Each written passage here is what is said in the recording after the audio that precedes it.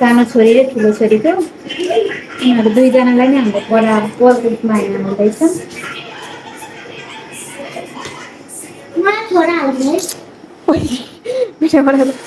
कसैलाई धेरै कसैलाई थोरै हुँदैन, बराबर राख्छ।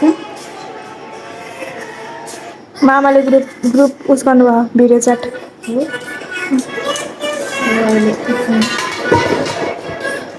मासुको पिसहरू पनि राख्नु पर्यो। अब हामीले यसलाई टमाटर राख्दैछौँ, मसला पनि राख्छौँ।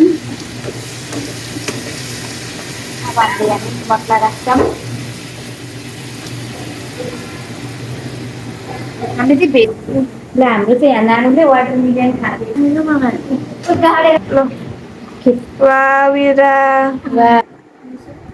लगो है साथीहरूलाई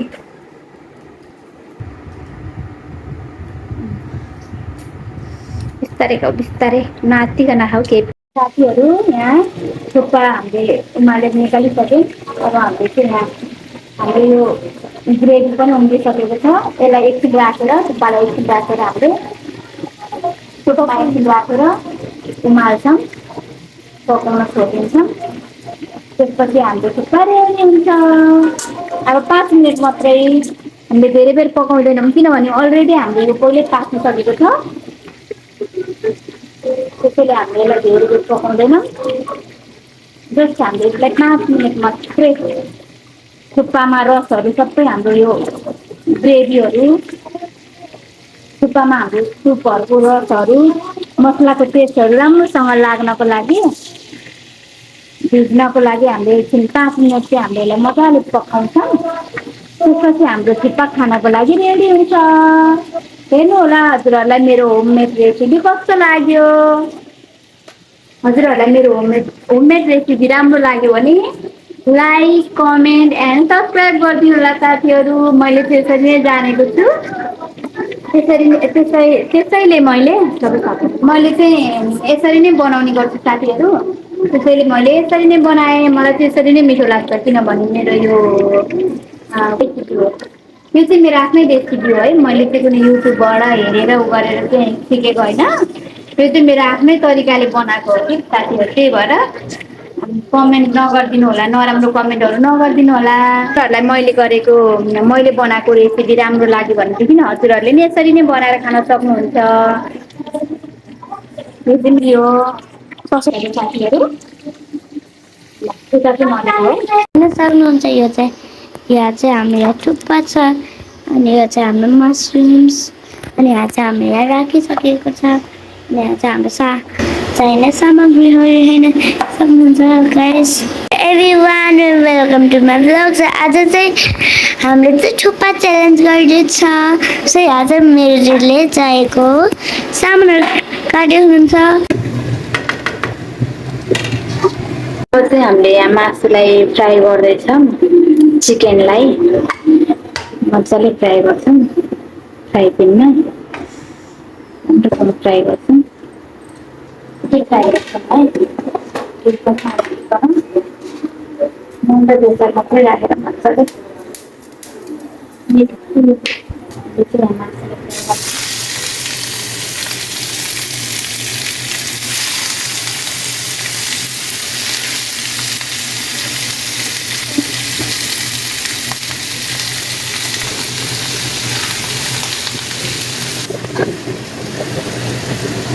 साथै खबाउँदा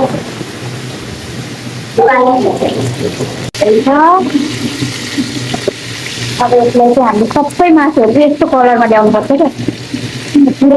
गोल्डन ब्राउन। यो एक साइड मात्रै यस्तो भयो नि त। यो ब्राउन मासुहरू चाहिँ ब्राउन कलरको भएपछि चाहिँ बल्ल रेडी हुन्छ। ल हाम्रो मासु चाहिँ यतिको भयो। अब चाहिँ हामीले यसमा सबै कुराहरू राख्छौँ। सबै कुराहरू राख्छौँ। ब्राउन कलरमा आइसक्यो हाम्रो मासु चाहिँ। अब बेसार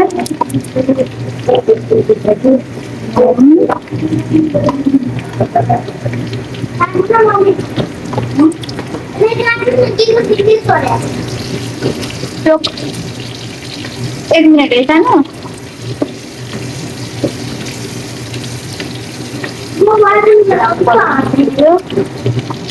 अब हामी यसमा मसला राख्दैछौँ। एकैछिन यसरी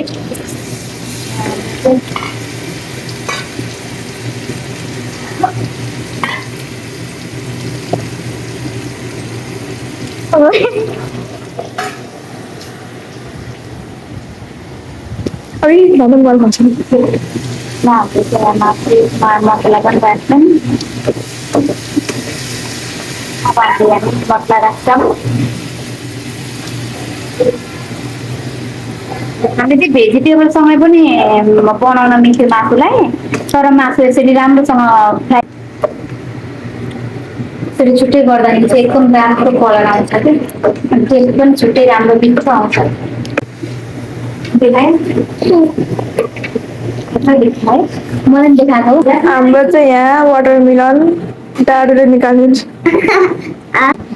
वाउ वीरा, वाउ। वाउ एउटा प्लेट दिनु न छिटो फास्ट फास्ट। खरबुजाको चाहिँ यस्तो भयो।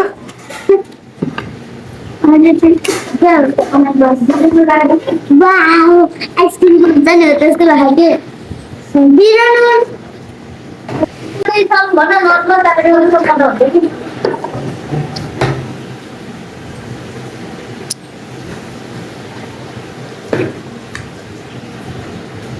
धेरै नदिएको जानेको सिधै चुच्छ चियर्स।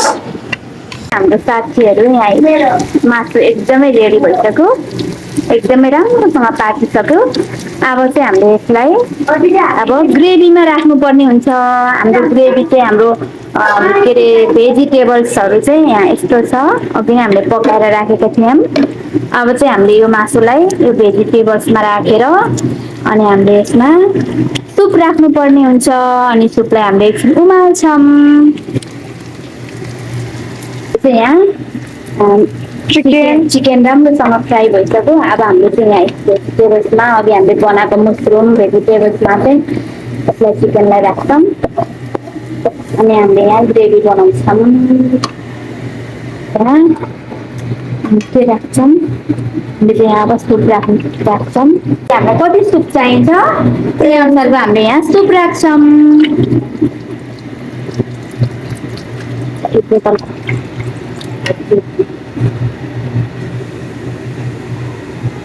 हामीले चाहिँ यतिको सुप राख्छौँ। यहाँ लास्टमा धनिया राख्छौँ। यसलाई अब मजाले पाक्न दिने, पानीलाई मजाले उम्लिन दिने। हामीले चाहिँ मजाले पाक्न दिन्छौँ। अब इरा के हेरेको? हाम्रो खेल भर्खरै के भयो नि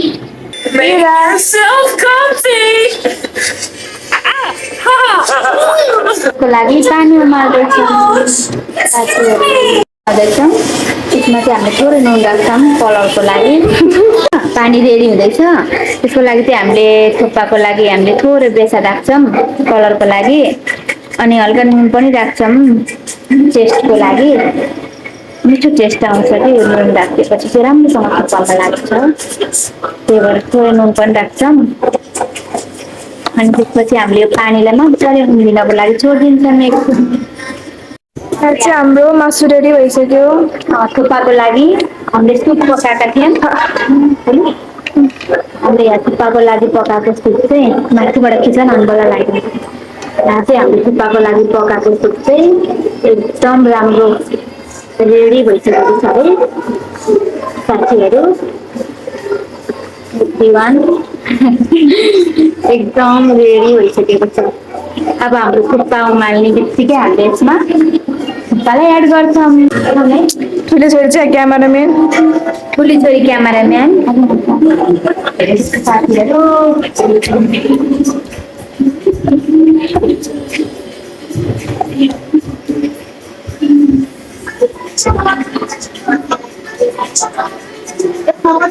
हाम्रो ससको पाली। अब हाम्रो यहाँ ससको तयारी हुँदैछ है। ससलाई सँगै ट्राई गर्ने ट्राई गर्नु डिप फ्राई सिँगै सिँगै खान मजा आउँछ कि है टुक्रा टुक्रा मन पर्दैन नि मलाई यसलाई छिटो गर्ने तरिका थाहा नि मलाई कसरी त्यसले गर्दा टाइम लाग्छ नि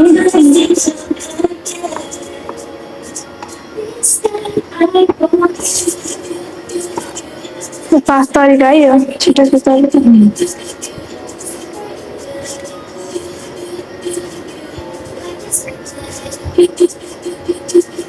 एरिया हजुर डान्स गर्दै हुनुहुन्छ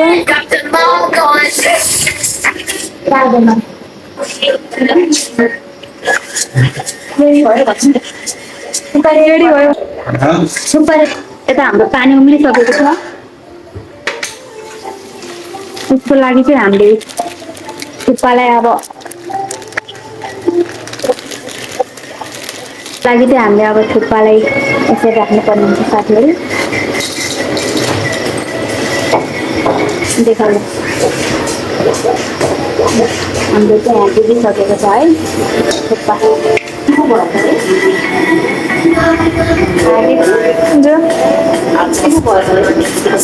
फुल हुन्छ होइन होइन के डिप फ्राई हामीले चाहिँ यहाँ ससेटलाई डिप फ्राई गर्दैछौँ साथीहरू हेर्दै जानु होला तोरीको तेलमा चुम्नुम्नु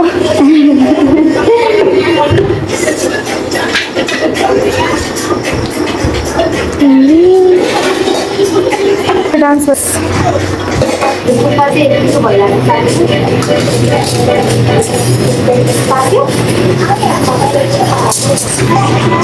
चाहिँ हामीले ससेटलाई फ्राई गर्नुपर्ने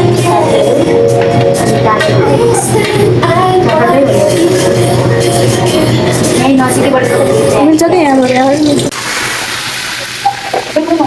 अब देखिरहेको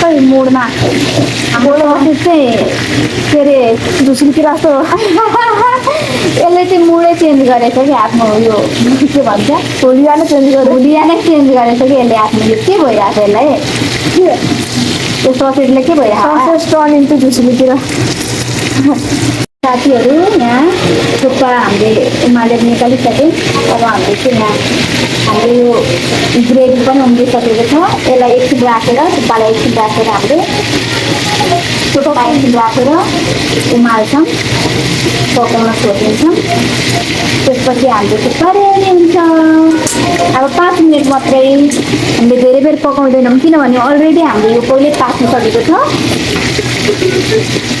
त्यसैले हामीले यसलाई धेरै बेर पकाउँदैनौँ जस्ट हामीले यसलाई 5 मिनट मात्रै थुक्पामा रसहरू सबै हाम्रो यो ग्रेभीहरू थुक्पामा हाम्रो सुपहरूको रसहरू मसलाको टेस्टहरू राम्रोसँग लाग्नको लागि भिज्नको लागि हामीले एकछिन 5 मिनट चाहिँ हामीले यसलाई मजाले पकाउँछौँ त्यसपछि हाम्रो थुक्पा खानको लागि रेडी हुन्छ हेर्नु होला हजुरहरूलाई मेरो होममेड रेसिपी कसरी नै बनाएँ मलाई चाहिँ यसरी नै मिठो लाग्छ किनभने मेरो यो रेसिपी हो यो चाहिँ मेरो आफ्नै रेसिपी हो है मैले चाहिँ कुनै युट्युबबाट हेरेर उ गरेर चाहिँ सिकेको होइन यो चाहिँ मेरो आफ्नै तरिकाले बनाएको हो कि साथीहरू त्यही भएर कमेन्ट नगरिदिलाई मैले गरेको मैले बनाएको रेसिपी राम्रो लाग्यो भनेदेखि हजुरहरूले नि यसरी नै बनाएर खान सक्नुहुन्छ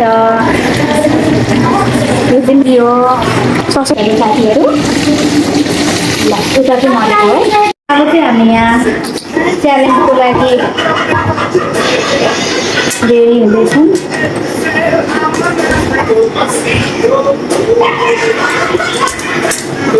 च्यालेन्जको लागि दुईजनालाई नै त्यो चाहिँ दिदी बहिनीको च्यालेन्ज रहेछ।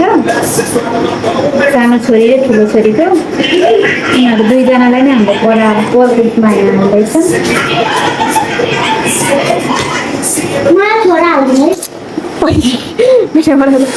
कसैलाई धेरै कसैलाई थोरै हुँदैन, बराबर राख्छ। मामाले ग्रुप उस गर्नुभयो भिडियो च्याट हो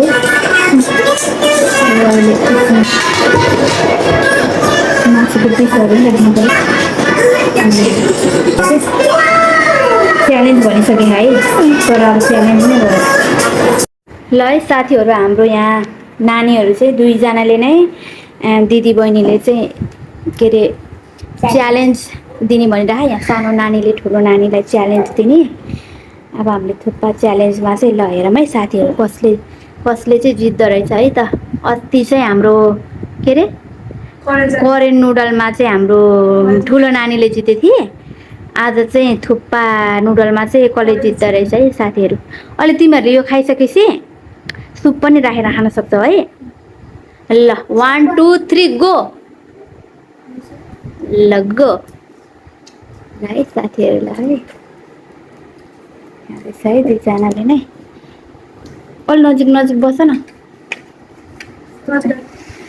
ओ तिमी नजिक गइदियो भइहाल्यो नि। ल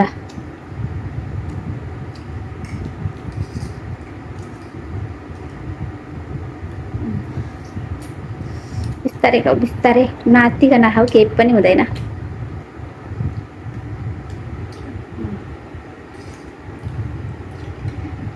सँगसँगै बिचमा उयो के अरे ससेज पनि खायो भने राम्रो हुन्छ कि।